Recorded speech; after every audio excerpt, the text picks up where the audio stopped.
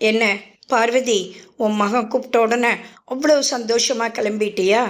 உன் மகன் ஒன்றும் வாம்மா நான் உனக்கு வெளிநாடெல்லாம் சுற்றி காட்டுறேன்னு சொல்லி உன்னை கூப்பிடலை.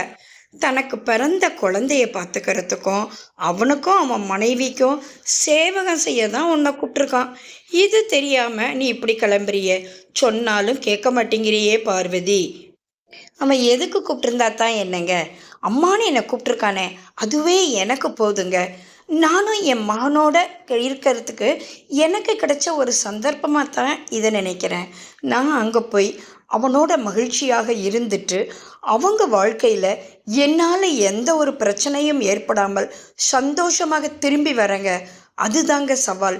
நான் போயிட்டு வரேங்க அப்படின்னு சொல்லி பார்வதி கணவனிடம் விடைபெற்று மகனை காண, இல்லை இல்லை, அவள் கணவனின் கூற்றுப்படி மகனின் குடும்பத்திற்கு சேவை செய்ய கிளம்பினாள்.